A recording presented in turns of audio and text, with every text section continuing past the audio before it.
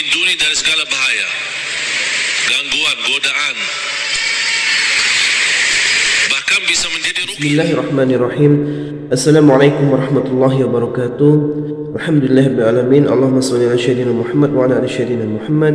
Sahabat, teman-teman yang beriman yang insyaallah dirahmati oleh Allah Subhanahu wa taala, pada kesempatan yang sangat mulia ini mari sama-sama kita simak tayangan berikut ini, yaitu penjelasan dari Syekh Ali Jabir tentang kedahsyatan surat Al-Fatihah. Untuk lebih detailnya mari sama-sama kita simak tayangan berikut ini.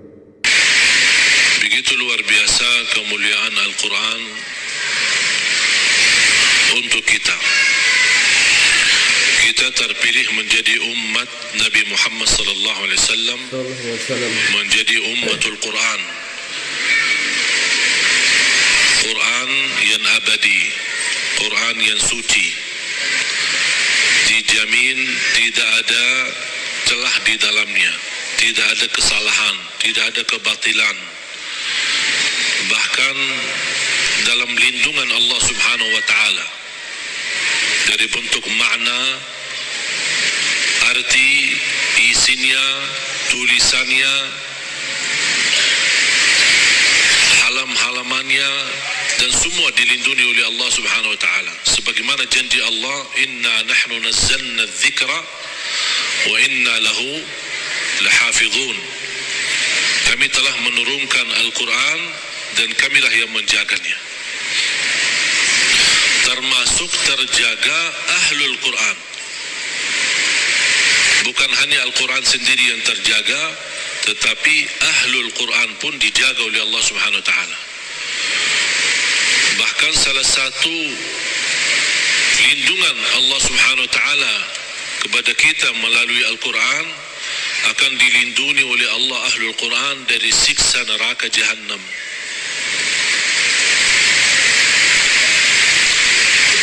Artinya, kalau ada seorang Ahlul Quran tapi masih berlaku dosa maksiat, dan seandainya dihukum oleh Allah untuk masuk neraka sementara, untuk disucikan dan membersihkan dari dosa dan maksiat, neraka pun tidak akan mampu menghanguskan kulitnya dan tidak akan mampu membakar hatinya, karena isinya Al-Quran.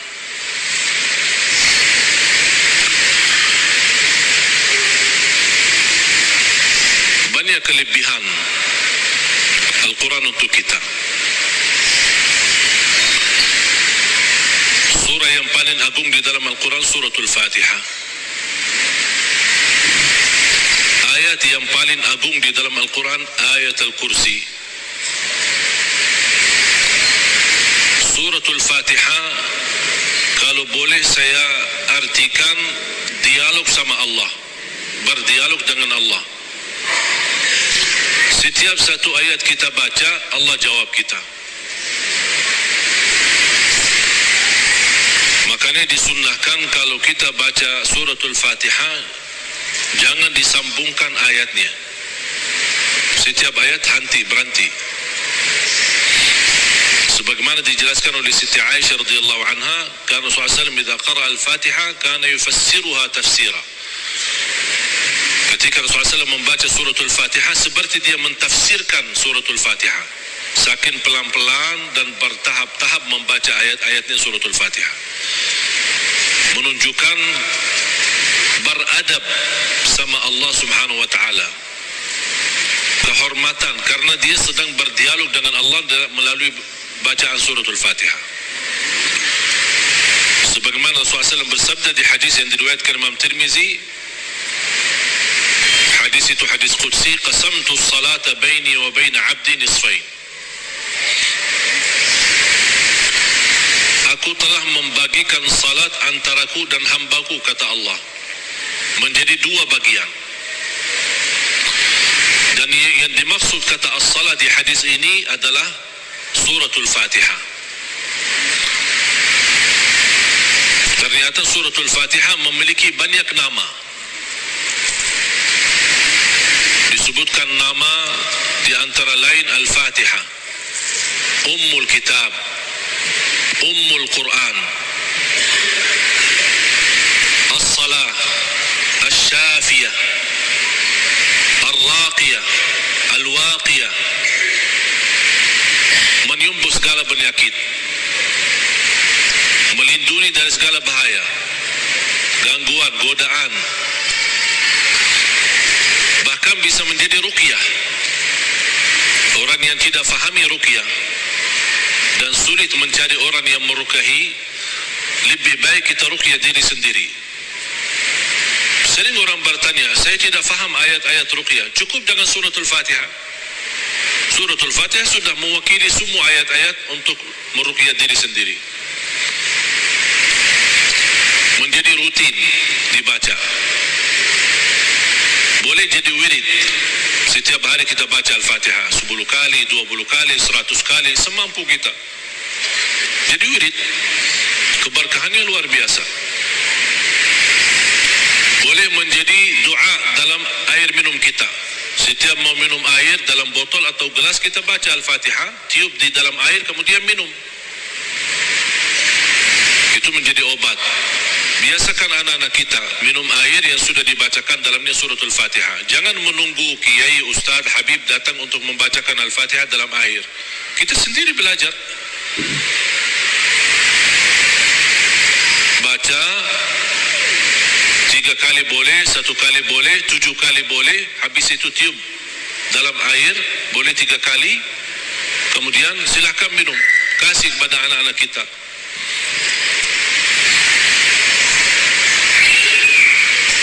Al-Fatihah sebagai obat menyembuhkan penyakit kita. Sebagai obat.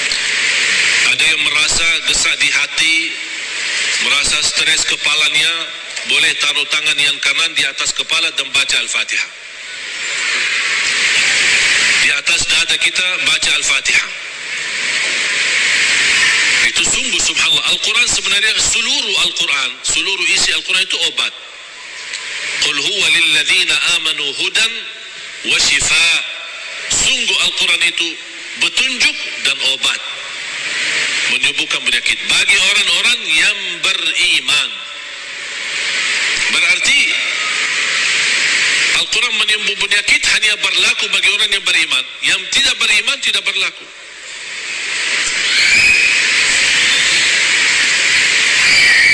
Dan banyak hadis yang menunjukkan Al-Fatihah itu sebagai ruqyah.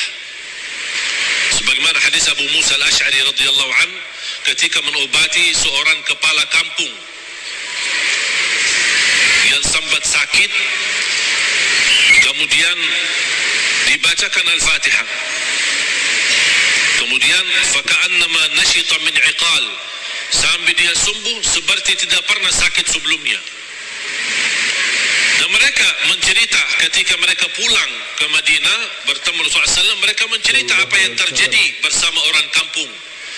Di antaranya kepala kampung yang sedang sakit, dibacakan Al-Fatihah, dia sembuh. Rasulullah SAW bersabda, "Wa ma yudrika annaha ruqyah." Dari mana wahai Abu Musa kamu tahu itu ruqyah? Itu menunjukkan Rasul setuju dengan perilaku Abu Musa Al-Ash'ari. Kembali kepada hadis yang diriwayatkan Imam Tirmizi, hadis yang qudsi, qasamtu salata baini wa baina 'abdi nisfain. Aku telah membagikan salat antaraku dan hambaku. Ini Allah yang sedang bicara di hadis qudsi itu. Berarti salah satu nama suratul Fatihah as-salah namanya. Kenapa dinamakan as-salah? Karena tidak sah salat kita tanpa suratul Fatihah. Qasamtu salata baini wa baina 'abdi nisfain. Aku telah membagikan salat itu antaraku dan hambaku dua bagian. Fa idza qara'a 'abdi alhamdulillahi rabbil alamin qala Allah hamadani 'abdi. Ketika hamba berkata alhamdulillahi rabbil alamin qala Allah jawab. Cuba bayangkan jemaah sekalian, setiap satu ayat dari suratul Fatihah kita baca, Allah jawab kita. Makanya layaknya adab yang sempurna, jangan sambungkan suratul Fatihah. Allah jawab, kita hayati jawaban Allah subhanahu wa ta'ala. Alhamdulillahi rabbil alamin, Allah menjawab, hambaku telah memujiku. Alhamdulillahi rabbil alamin. Qala Allah hamadani abdi. hambaku telah memujiku. Ar-Rahmanir Rahim, qala Allah, majjadani abdi, hambaku telah mengagungkanku. Malik Yaumiddin, qala Allah, asna alayya abdi, hambaku telah memuliakanku. Allah jawab setiap ayat. Iyyaka na'budu wa iyyaka nasta'in. Allah jawab, ini antaraku dan hambaku. Na'budu itu Allah, nasta'in kami memohon pertolongan kepada Allah. Berarti ada dua bagian. Ini antaraku dan hambaku, kata Allah. Ini ada bagian untukku, ada bagian untuk hambaku. Iyyaka na'budu wa iyyaka nasta'in. Dan terpilih kata nasta'in memang sangat pas. Kenapa tidak terpilih iyyaka na'budu wa iyyaka natawakkal? Iyyaka na'budu wa iyyaka nasbir. Iyyaka na'budu wa iyyaka nu'min. Kenapa terpilih kata nasta'in? Karena kita tidak mampu menyempurnakan ibadah sebagai hak Allah tanpa pertolongan dari Allah. Berarti cocok kata nasta'in. Imam Ibnul Qayyim membuat satu buku gara-gara kalimat ini, Iyyaka na'budu wa iyyaka nasta'in. Bukunya 2 jilid, lebih dari 400 halaman. Hanya membahas Iyyaka na'budu wa iyyaka nasta'in. Madarijus salikin fi manazili iyyaka na'budu wa iyyaka nasta'in. Sudah ada dalam bahasa Indonesia. Atau silahkan kalau keberatan membeli bukunya mungkin mahal, bisa anda download di Google, Syekh Google. Buka nama bukunya Madarijus Salikin fi Manazili Iyyaka Na'budu wa Iyyaka Nasta'in. Selain buku ini yang sangat bagus yang dimiliki oleh Imam Ibnul Qayyim, buku yang kedua adalah Zadul Ma'ad. Zadul Ma'ad. Kata guru saya, fantasnya dan layaknya setiap orang muslim menyimpan buku ini di samping tidurnya, di tempat tidurnya. Sebelum mau tidur, baca walaupun 1 halaman dari buku itu. Kenapa? Karena buku Zadul Ma'ad termasuk buku yang terbagus membahas ibadah-ibadah dan sehari-hari Nabi Muhammad. Dan kita bisa terapkan setiap hari. Ini baca amalannya apa, ini baca amalannya apa. Gimana tidurnya Rasul, gimana ibadahnya Rasul, gimana zikirnya Rasul, gimana makanannya Rasul, gimana perginya dan jalannya Rasul. Ini semua dibahas dalam buku itu. Zadul Ma'ad. Silakan buka di Google juga. Banyak sih, Google hebat itu. Semua ada. Karya Imam Ibnul Qayyim. Kalau anda bisa beli 2 buku ini atau bisa download di internet, itu sangat bagus. Sudah ada dalam bahasa Indonesia.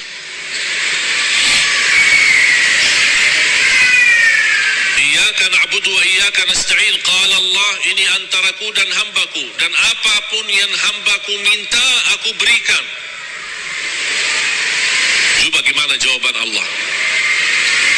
Iyyaka na'budu wa iyyaka nasta'in, ini antaraku dan hambaku. Apapun hambaku meminta aku berikan. Habis itu apa yang diminta oleh hamba? Minta apa? Ihdinas siratal mustaqim. Tetap Allah masih jawab, ini untuk hambaku. Ihdinas siratal mustaqim. Siratal ladzina an'amta 'alaihim. Allah jawab, ini untuk hambaku. Ghairil maghdubi 'alaihim waladdallin. Ini untuk hambaku. Artinya Allah kabulkan doanya karena ini doa. Makanya kita tutupi amin. Apa arti amin? Allahumma stajib. Ya Allah, mohon diterima. Itu makna amin. Mohon ya Allah, terima permohonan kami. Allah menjawab, ini untuk hambaku. Artinya Allah jawab dan kabulkan doa kita. Makanya ketika kita baca Al-Fatihah, kita kita merasakan berdialog dengan Allah. Dan suratul Fatihah dua macam doa ada di dalamnya. Ada dua macam doa. Doa ibadah dan doa masalah. Bukan masalah ya. Masalah. Doa ibadah dan doa masalah. Apa beda doa ibadah sama doa masalah? Ini ada dua macam doa dan dua-duanya ada di dalam suratul Fatihah. Doa ibadah yang isinya memuji Allah tanpa meminta. Doa ibadah memuji Allah tanpa meminta, tidak ada permintaan. Contoh, Alhamdulillahi Rabbil Alamin. Apa permintaannya? Tidak ada. Cuman artinya apa? Memuji Allah. Segala puji bagimu ya Allah. Dan tidak ada kata yang terindah daripada kata Alhamdu. Karena Alhamdu sudah mewakili semua segala pujian. Artinya jemaah sekalian, kalau ada di antara kita yang tidak faham cara yang terbaik memuji Allah, tidak hafal kata-kata yang panjang dan indah, tidak hafal Asmaul Husna, aku ingin memuji Allah, cukup satu kata, Alhamdulillahi Rabbil Alamin, mewakili segala pujian. Makanya kata ini sangat luar biasa. Kalau diartikan dalam bahasa Arab, segala puji bagimu.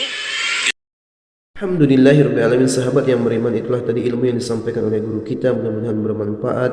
Mudah-mudahan kita dapat istiqomah di jalan-jalan kebaikan. Salah satunya kita mengamalkan wirid surah Al-Fatihah, karena kedahsyatannya seperti yang sudah kita dengar tadi sangat luar biasa dahsyat untuk diri kita, keluarga kita dan yang lain-lain. Semoga kita selalu istiqomah sehingga kita mati dalam keadaan husnul khatimah. Amin amin ya rabbal alamin. Mungkin itu saja yang bisa disampaikan. Bila kurang saya mohon maaf. Saya akhiri. Wassalamualaikum warahmatullahi wabarakatuh.